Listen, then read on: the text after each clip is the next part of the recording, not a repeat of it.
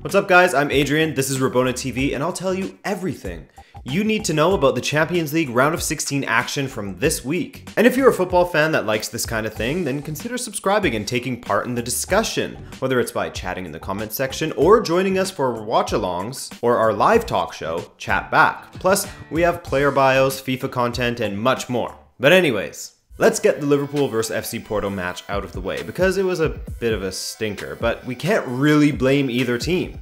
Maybe you could blame Liverpool for killing this tie in the first leg, but hey, you can't fault someone for having ambition, am I right? So in this one, a shout out to the FC Porto fans who, though I disagree with some factions of their supporters group, were brilliant on the day, marching through the streets of Liverpool and providing some loud support for Os Dragões all match, despite there being almost no chance of Porto making it out of this one alive. However, we gotta give props to Iker Casillas, who now has more clean sheets in the Champions League than any other goalkeeper at 56.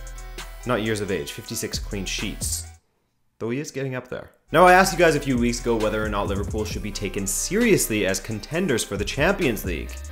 And yeah, I think the answer is yes. But before any of you jump all over me for that, notice the difference between contenders and favorites, okay? Could they beat some of the bigger teams in Europe? Sure. I mean, considering they beat Manchester City in the Prem, why not? However, coming up against a team like Madrid, that's a different story, completely different story from FC Porto. And here's why. On a season where Real Madrid have been inconsistent at times and definitely slow starters, they still have managed to show their class against a team that some thought were title contenders. Granted, the loss of Neymar is massive, but with the money spent at PSG, you would have thought that they would have provided more of a challenge to Real Madrid, but they still went out 5-2 on aggregate. It wasn't even close. Ronaldo headed home on 51 minutes from an incredible cross from Lucas Vazquez. Cristiano Ronaldo has scored in every single match in the Champions League this season, as that was his 12th of the competition. He's 5 ahead of his closest competitor. Sergio Ramos also hit a milestone in this match, as he got his 33rd yellow card, meaning he has more than any other player in the history of the Champions League. Congrats, Sergio. We know you'll be cherishing that one. Cavani scored an ugly, bouncing and bobbling goal that he knew very little about, while Casemiro also scored an ugly, deflected goal of his own to put this match and PSG even further in the dirt. It didn't help him that Marco Verratti was sent off for dissent, an idiotic move really, but not his first. 3 of PSG's last 4 red cards have come courtesy of Marco Verratti. This match didn't really seem that close, and the aggregate score tells the whole story, really. PSG have more problems than just player acquisition, as they are doomed to winning at most a domestic treble this season.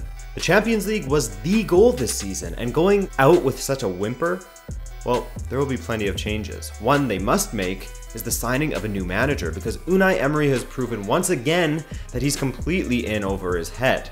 Domestically, he has the good fortune of having a squad and resources that far outmatch the peers. But in Europe, where he's facing the elite, he was destroyed once again. Plus, the rumors of Neymar wanting to leave again will grow even louder, as it's said that he is having a hard time acclimatizing to the city and getting along with his teammates. How much of that is true?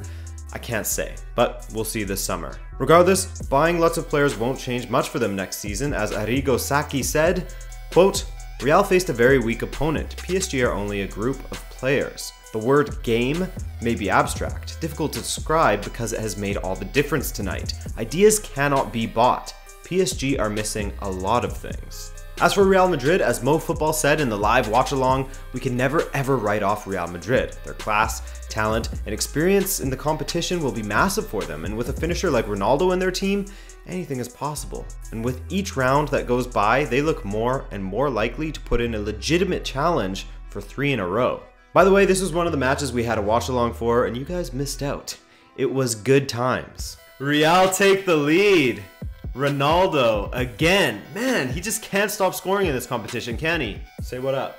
Hey man, he's not fat. This is a massive cat. Look. So join us for another one sometime. Maybe I'll do a Premier League watch along in the future. Not this weekend for the United vs Liverpool match though, because that one's on at 4:30 a.m. where I live. I'm sorry, I'm not doing it. Not this time at least. Alright, now to another match that was pretty much a formality, as Manchester City took on FC Basel, aka Grandpa Torre and the grandkids take Europe. And one of those grandkids was Phil Foden, who became the youngest English player ever to play in a Champions League round of 16 match, let alone a knockout match, at just 17 years and 283 days old. Aww. Things started great for the kids as Bernardo Silva continued his purple patch of form, setting up Gabriel Jesus for the Brazilian's first goal since November 18th, 2017, after 13 matches. Keep in mind though, he was injured for almost all of January and February. Oh, and back to Bernardo for a sec, as he has been involved in 10 goals in 2018. That's 5 goals and 5 assists, behind only KDB and Aguero for goal involvement in 2018 amongst City players. Not bad. Then FC Basel got comfortable and FIFA 18 career mode legend Mohamed El Yunusi leveled the match just 9 minutes later. In the 71st minute, Michael Lang slammed what would end up being the winner past Bravo to make it 2-1. Kind of frustrating for City fans seeing their team sort of limp over the finish line, not to mention end their home unbeaten run, which stretched back 36 matches all the way to December 3rd, 2016. What a shame. But if you're Pep Guardiola, you may not care too much, considering you were able to rest a few of your players who have been racking up the performances in the last month or so. I'm really interested to see how City can do in this competition when they are faced with a top opposition.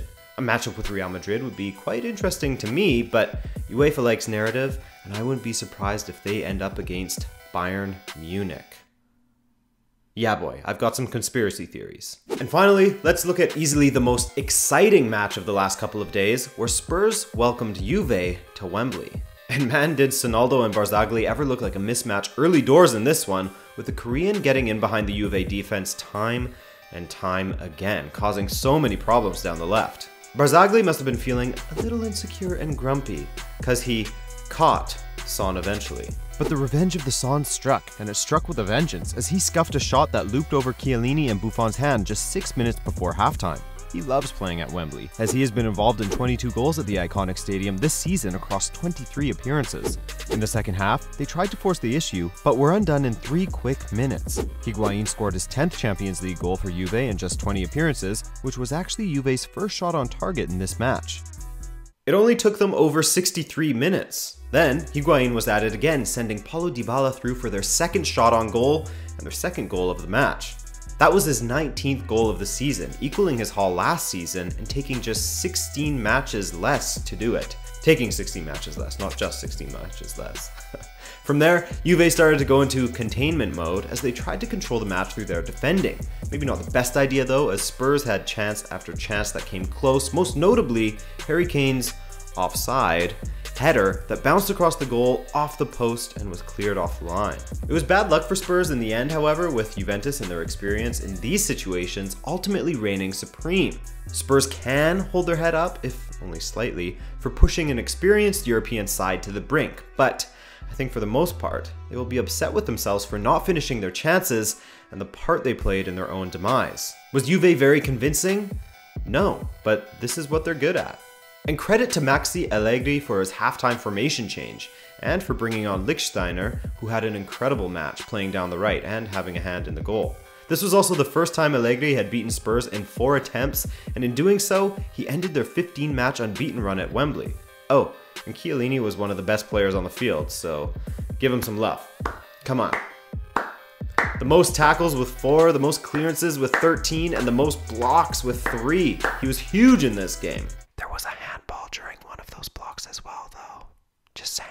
However, I'm still not completely convinced that Juve could win the Champions League this year, although I'd love to see it for Buffon's sake. Spurs blew a lot of chances and gave up some key ones in the second half, and against a superior, and again more experienced side in the quarterfinals, Juve could be in trouble. But that's to be seen. We'll find out who they're playing next Friday when the draw occurs. But not before we see 4 more matches next week. Don't forget about those guys.